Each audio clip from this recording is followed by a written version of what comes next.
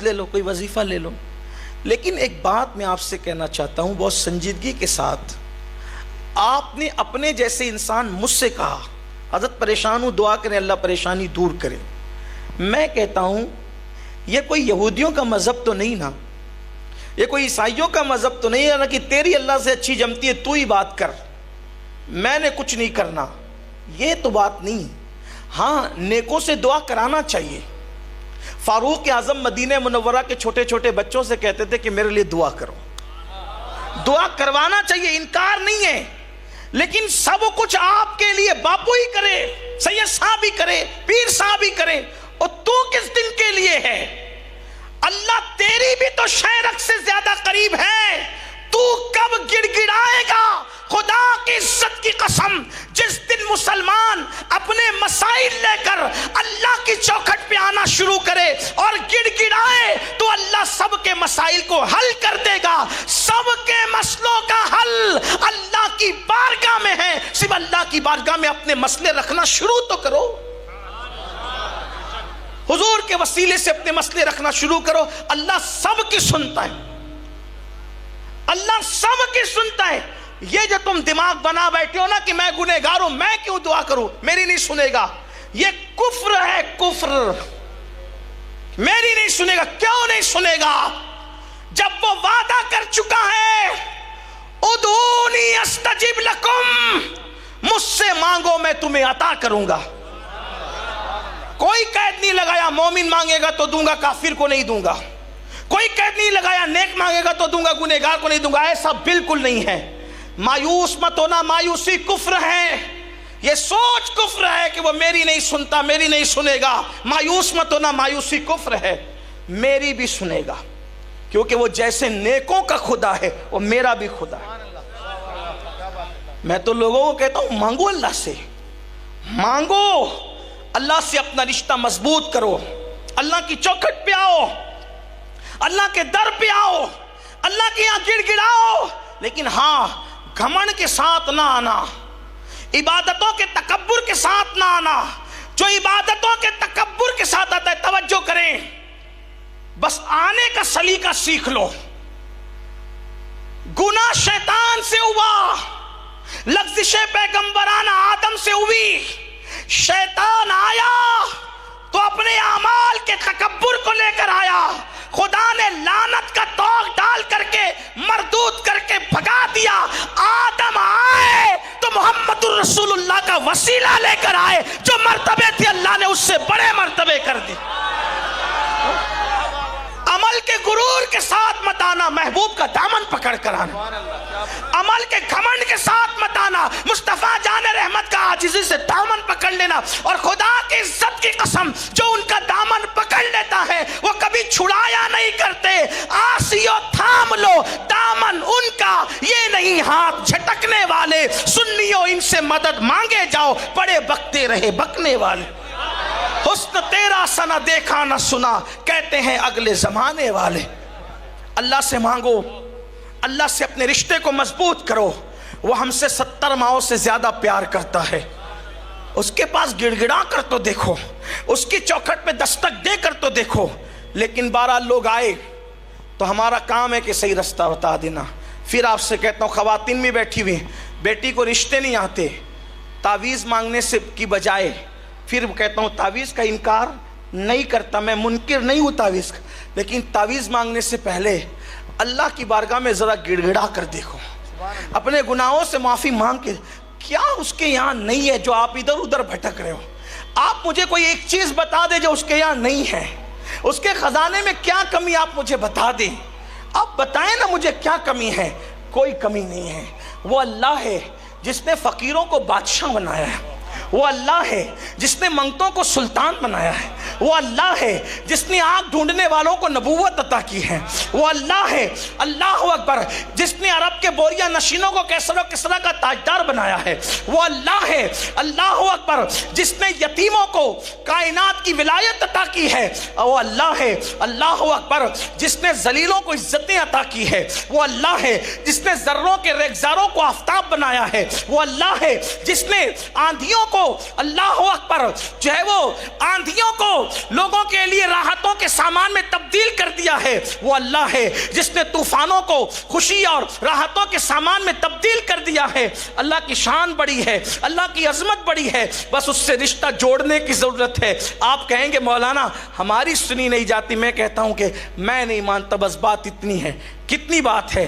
ایک بچہ ہے, توجہ آپ کی میری طرف, ایک بچہ ہے, توجہ آپ کی, خواتین کی بھی, اللہ سب کی سنتا ہے. بات ایک ہی ہے, سنانے والا کوئی چاہیے. دیکھو ایک بچہ ہے, کھیل رہا ہے, دودھ پیتا بچہ, اس کو شیرخوار بچہ کہتے ہیں, دودھ پیتا کھیل رہا ہے. عورتیں اس کو بہت اچھے سمجھے گی, جن کے گھر میں بچے وہ بھی سمجھیں گے بہت اچھے سے, جن کے نہیں اللہ دعا کرتا ہوں کہ اللہ پاک انہیں اچھے اولاد عطا کرے, وہ بھی دیکھیں.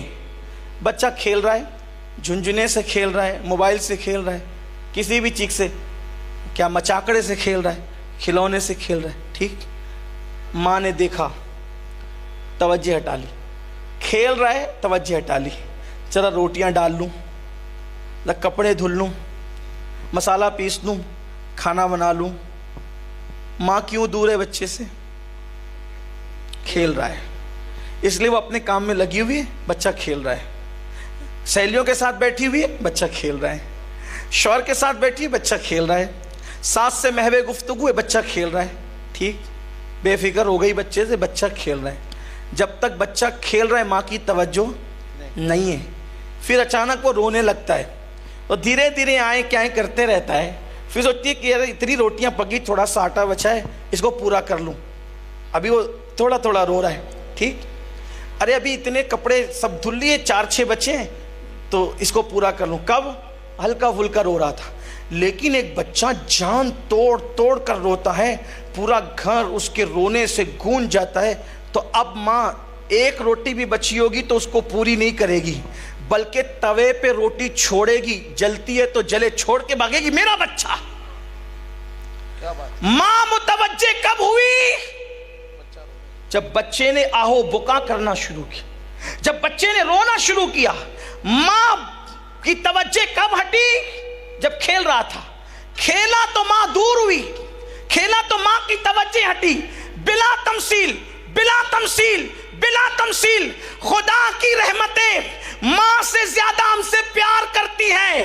جیسے بچہ کھیلتا ہے تو ماں توجہ نہیں دیتی, ویسے بندہ کھیلتا ہے تو خدا کی رحمتیں توجہ نہیں دیتی. کھیل رہے ہو موبائل گیم, توجہ خدا کی نہیں ہوگی. زنا کے اڈوں پہ جا رہے ہو, کھیل رہے ہو, خدا کی رحمتیں متوجہ نہیں ہوگی. شراب کے اڈوں پہ جا کے کھیل رہے ہو, خدا کی رحمتیں متوجہ نہیں ہوگی. نہیں ہوگی, نہیں ہوگی, نہیں ہوگی, کیونکہ کھیلتے ہوئے بچے پہ ماں متوجہ نہیں ہوتی, کھیلتے ہوئے بندے پہ خدا کی رحمتیں متوجہ نہیں ہوتی. ماں متوجہ کب ہوتی ہے؟ جب بچہ گڑ گڑا کے رونے لگتا ہے تو ماں سب چھوڑ کے بھاگ کے بچے کو اٹھا لیتی ہے.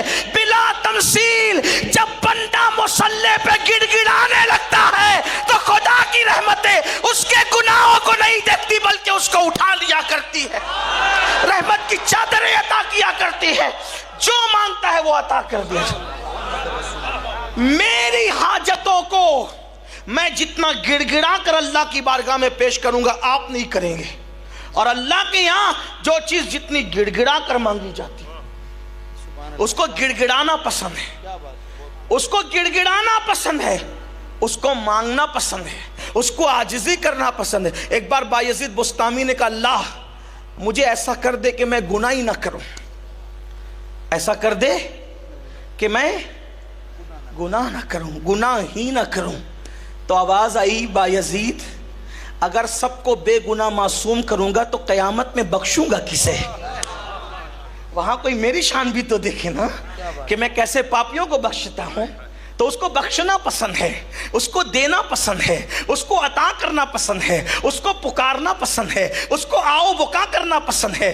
یہ اللہ والوں کی دعائیں کیوں سنی جاتی تھی؟ وہ روتے بہت تھے اللہ کے یہاں. فاروق اعظم اتنا روتے ہیں کہ داڑھی تر ہو جاتی, اور مولا علی اتنا روتے ہیں اور ایسے روتے ہیں حیرت ہوتی ہے. کتابوں میں لکھا ہے مولا علی ایسے تڑپ تڑپ کے روتے تھے جیسے سانپ کا ڈسا ہوا تڑپ کر روتا ہے, ویسے مولا کائنات اللہ کے لیے روتے. کہاں گیا وہ رونا؟